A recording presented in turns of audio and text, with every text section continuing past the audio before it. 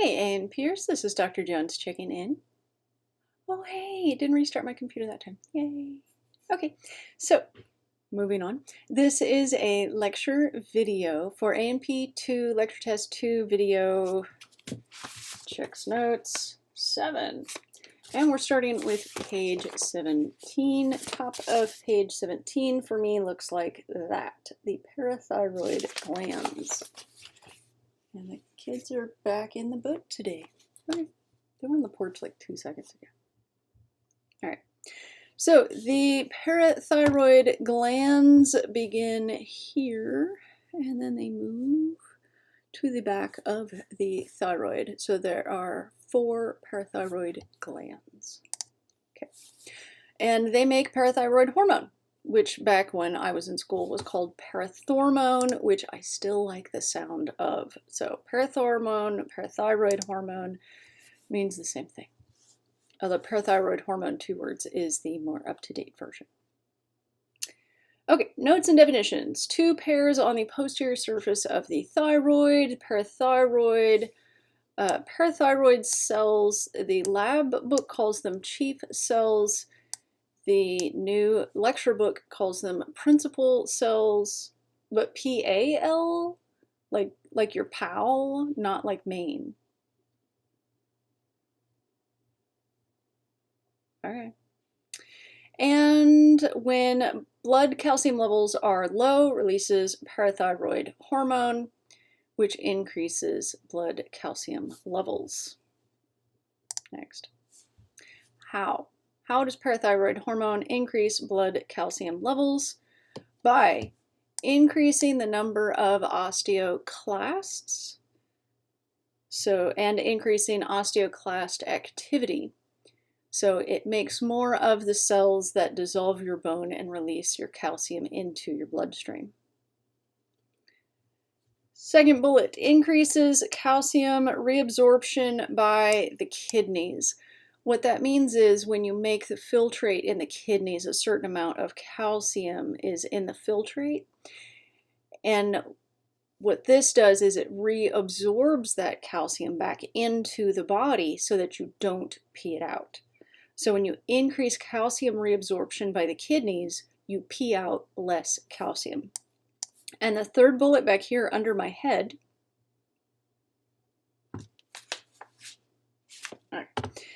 makes calcitriol, which is probably spelled here somewhere. Calcitriol, here we go. Boom. Makes calcitriol, which increases the dietary absorption of calcium and phosphorus.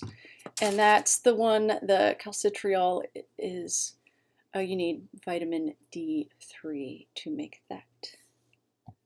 So do we have this picture but bigger? No, we don't. Okay, let's go through this then. Using what I believe to be this picture. Explain how calcitriol, no wait, not calcitriol, it's calcitonin. CT is calcitonin. How calcitonin and parathyroid hormone use negative feedback to maintain calcium homeostasis. So when blood calcium levels are too high, so here's our homeostasis, our normal blood calcium range. So when blood calcium levels are too high, the thyroid gland secretes calcitonin. And that causes you to pee out more calcium, decreased calcitriol production, and the other one we talked about was it decreased the activity of the osteoclasts. Where was that one? Yeah. Prevents calcium absorption by the digestive tract. Okay. Decrease calcitriol production so that you absorb less of the calcium from your food. So when the calcitonin is going, you could take calcium pills and just pass them, the contents, without absorbing the calcium. So, and that decreases your blood calcium levels. Now, when your blood calcium levels are low, the principal slash chief slash parathyroid cells secrete parathormone, which makes you pee out less calcium,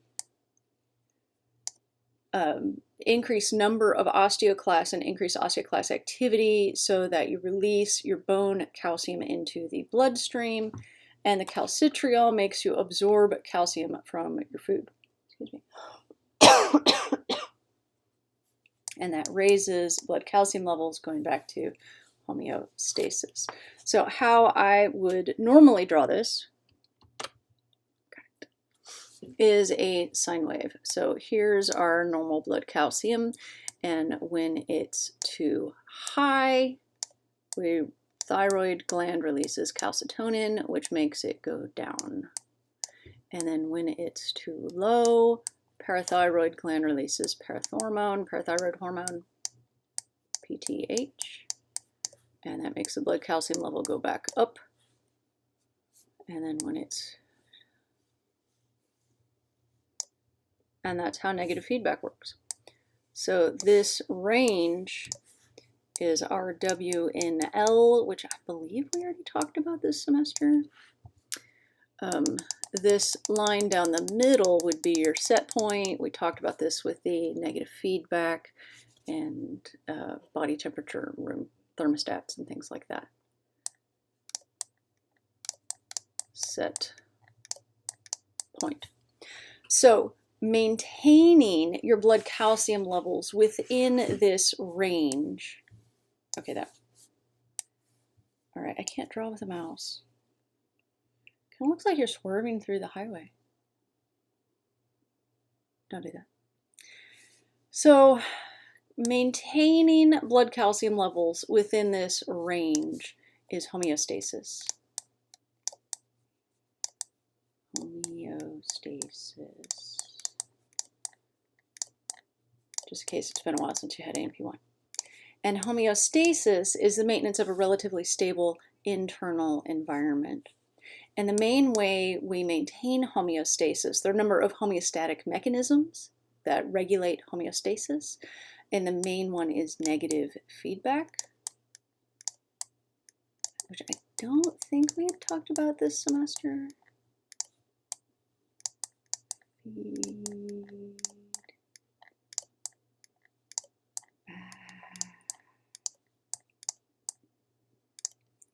I know why we're not at school. I prefer to not be at school at this time, but I really miss walking into a room and talking to people.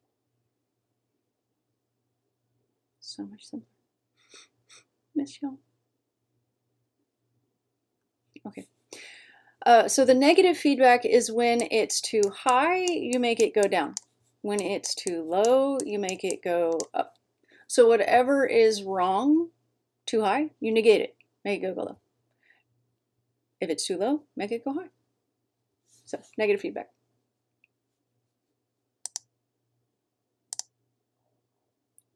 Ooh, that took me back to the right slide. Oh yeah. Okay. And yep, we said all that. Okay. And then, ooh, the adrenal glands are neural stuff. The medulla is neural stuff. And then the cortex is actually mesothelium, which is interesting. Okay. The adrenal glands have an outer adrenal, the fibrous capsule, the adrenal capsule, and then the adrenal cortex, and the center is the adrenal medulla.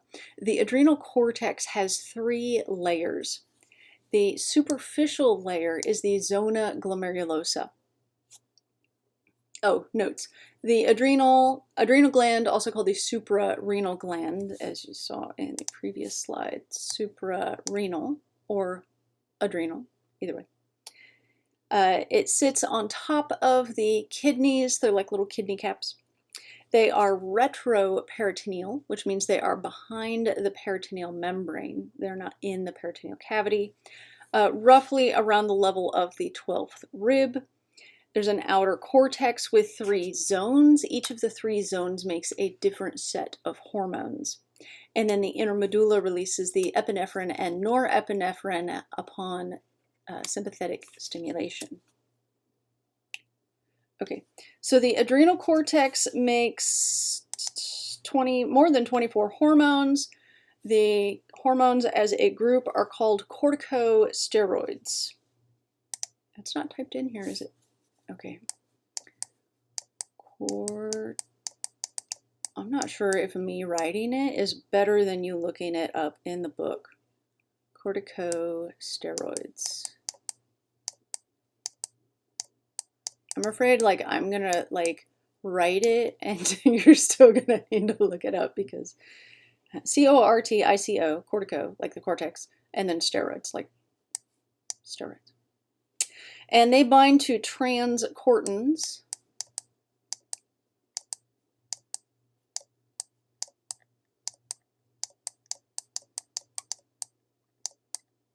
And these are the transport hormones. As you recall, the steroid hormones along with the thyroid hormones are bound Trying again. Both the steroid and thyroid hormones are bound hormones. And this is a protein that the steroid hormones bind to, the transcortins, transporting the corticosteroids. Got it. Okay, also stores lipids, cholesterols, and fatty acids because steroid hormones are lipid soluble, so you need fats around to make the steroid hormones. And corticosteroids are vital, which means they are required for life. How's that for essential? Okay, now the zona glomerulosa. Poof, we got there. All right, so here on the slide, you can see the adrenal capsule, and you see how it kind of looks like fibrous connective tissue. And then this next bit is like kind of got round globby bits in it. See those? See how it's kind of got like little sphery things in it? Okay, so those are the zona glomerulosa. Glomerulosa is like globes, like spheres, like it means little ball. Zona glomerulosa produces, as a group, mineralocorticoids, and they affect electrolyte composition of the body fluids. Electrolytes are the salts, but like the chemical definition of salt, not just table salt, all the salts. Glomerulus means little ball. The main mineralocorticoid is aldosterone, and it causes the kidneys to retain sodium, which is Na+, and water.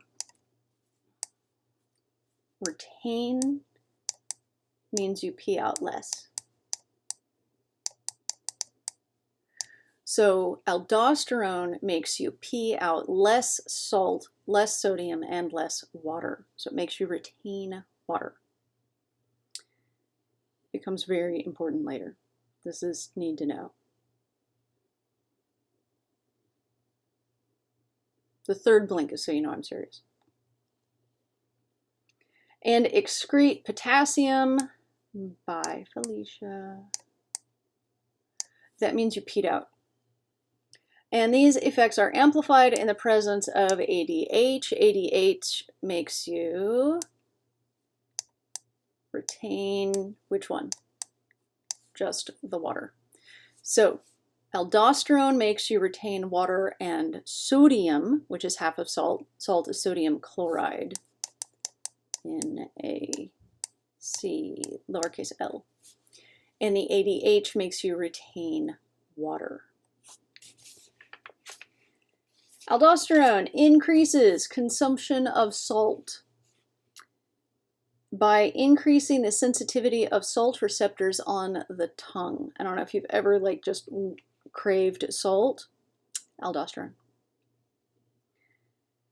And what conditions cause release of aldosterone? Do I have a slide for this? Sort of. Okay. Decrease in blood sodium levels, decreased blood volume, decreased blood pressure, and increased blood potassium. Of those, it's most sensitive to the increase in blood potassium levels. And aldosterone, here we are, is also released by the renin-angiotensin-aldosterone system. And that one's not going away either. We'll come back to this because this is in the kidneys. We'll come back to this when we do the urinary system later in the semester. And so the whole thing about the renin-angiotensin-aldosterone system is it's released by in response to a decrease in blood pressure and blood volume. So the EPO will make you make more red blood cells, which will increase your blood volume. I can hear Pepper barking. And then this whole pathway causes an increase in ADH, which makes you not pee, makes you retain water. And then the aldosterone makes you retain water and sodium. And it makes you crave salt, and when you eat salt, that makes you thirsty, which makes you drink more water. So it increases your thirst. So then when you drink more water, you have more blood volume, and increasing your blood volume increases your blood pressure. So we'll say all that again. Next layer, same page, is the zona fasciculata, and this is the middle of the three zones. And it makes as a group glucocorticoids. I said it wrong. Okay, I was trying to underline that. And they affect glucose metabolism. Glucocorticoids are released when stimulated by ACTH. The dog's still barking. I don't know if y'all can hear the dog or not. From the ant pit, and the glucocorticoids include cortisol, which is hydrocortisone, corticosterone, and cortisone. Well, y'all write that. I'm going to go grab the dog so I don't have to listen to her bark. Sorry, I can't pause it.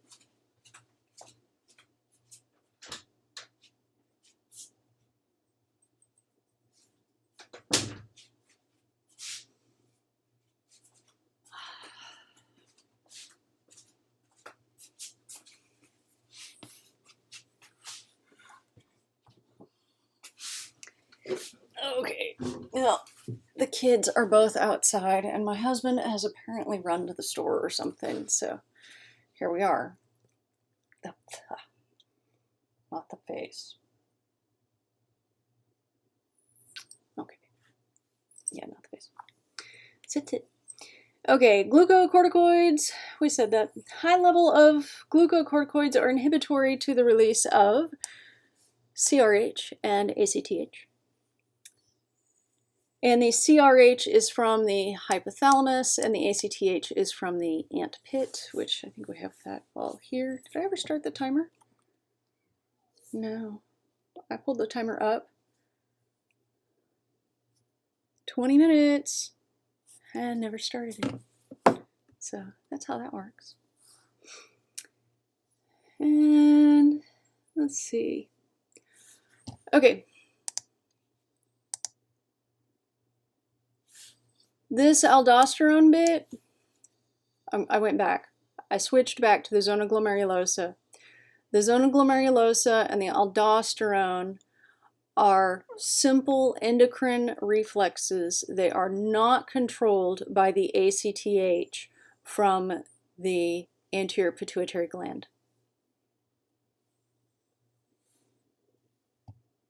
Did you catch the third blink?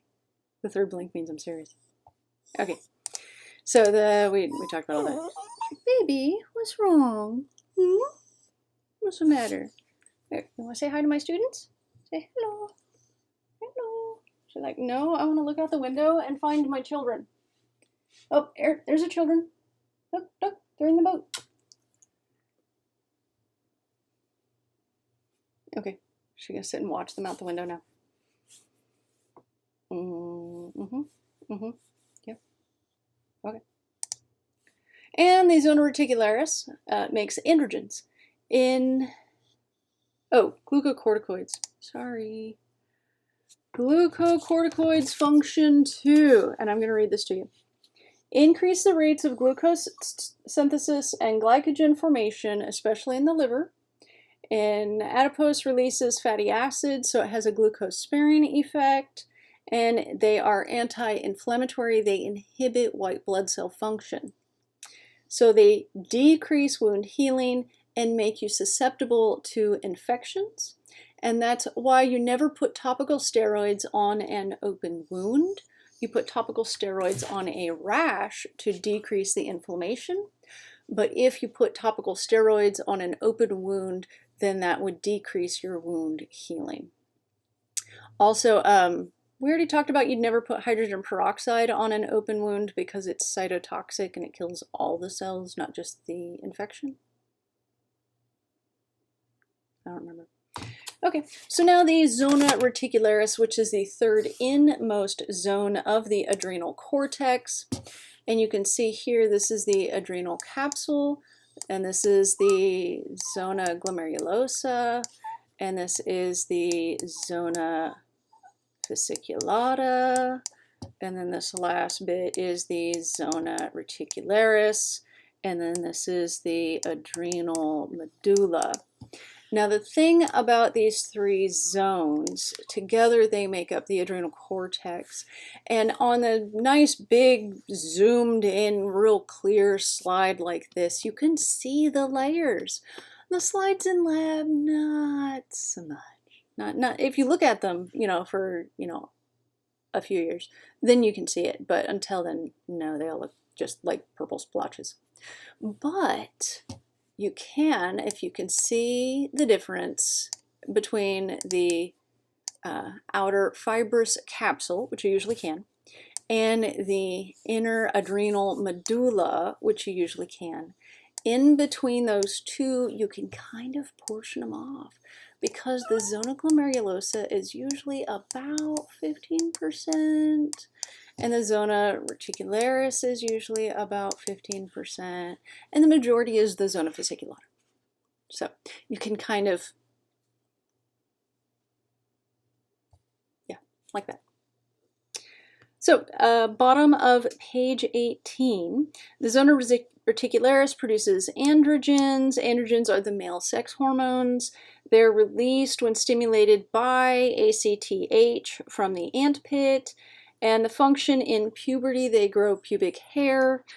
Function in adult men, not much, because the testes make more androgens usually than the zona reticularis does. But in adult women, it's important in supporting muscle mass, red blood cell formation, and libido. Libido is the term for sex drive. In case you didn't know. Next. Okay. We're going to keep going. I would like to finish this page and then we'll start the next video on the pancreas because I have zero idea where we are on time, and the videos take a long time to load on YouTube, which is annoying, but there it is.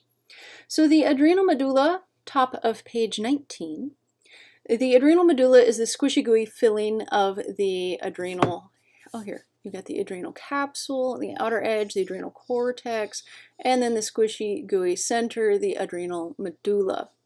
The adrenal medulla makes epinephrine and norepinephrine, which are adrenaline and noradrenaline, which I know we've said. Can you stop pointing? That would be great. That would be great. Part of the sympathetic division of the ANS, the autonomic nervous system. What is the matter? Can you not see the kids? Nope, they must have gone out back with the chickens. Okay. Oh, my poor little one. Functions of the epinephrine and norepinephrine. In the skeletal muscle, they break down glycogen and glucose to make ATP, which increases muscle strength and endurance. Oh, they're in the boat again. Yeah, you see them? Okay, stand there where you can see them. And in adipose tissue, which is fat tissue, which you know, breaks down and releases fatty acids to make more ATP. So in skeletal muscle, makes more ATP. In adipose tissue, make more ATP. And the liver breaks down glycogen and releases glucose for the brain. I'm pretty sure we mentioned that the most cells can use glucose or amino acids or fatty acids for ATP synthesis, except the brain. The brain can only use glucose. I don't know if y'all can hear her whining, but it's really annoying and I apologize, so just stuff it. In the heart, it decreases the rate and force of cardiac muscle contraction. Does it say decrease? No, it says increase. I was like, how would epinephrine decrease? No, increase the rate and force of muscle contraction, because the opposite clearly makes zero sense whatsoever. You ever like say things and like you hear it come out of your face, and then you're like, no. Epinephrine and norepinephrine are part of the hormone class catecholamines, and they travel as free hormones. They peak 30 seconds after stimulation and persist for several minutes. Okay. The pineal gland makes melatonin, and the cells that make them are called pinealocytes. Okay. Pineal gland, the pinealocyte cells make melatonin out of serotonin, so that makes sense. The rate of melatonin production is lowest during daylight hours and highest at night. And the functions of melatonin, I have 3 bullets here. Influences the circadian rhythms. Circadian rhythms are the day-night cycle, and they are based on the light that can impact seasonal affective disorder, which is SAD, which is an increase of melatonin in an increase of darkness. Second bullet, inhibits reproductive function and decreases GnRH, is important in human sexual maturation and decreases at puberty. And protects against damage by free radicals. It's an antioxidant and protects CNS neurons from nitric oxide, which is capital N, capital O. And hydrogen peroxide, which is H2O2, which leads us to our science joke for the day. A man walked into a bar and said, "I'll have H2O." The second man walked into the bar and said, "I'll have H2O too." The second man died. If you didn't know, if you drink hydrogen peroxide, it will kill you. So there's that. H2O, water, good for you. H2O2, hydrogen peroxide, bad for you. Don't drink it. Okay, so we will start the next video here at the top of page 20 with the pancreas, because it does all kinds of stuff. So this has been a video lecture with Dr. Jones and Pepper the Pupper. And sorry about that. Oh, it's okay, baby. Still off topic. Just watching the dog. Yeah. It's quarantine. What are you going to do? You watch the dog. So this has been A&P to video, lecture test to video. Checks notes. 7. And so thank you as always for tuning in. The education must go on, whiny peppers or not. Dr. J out.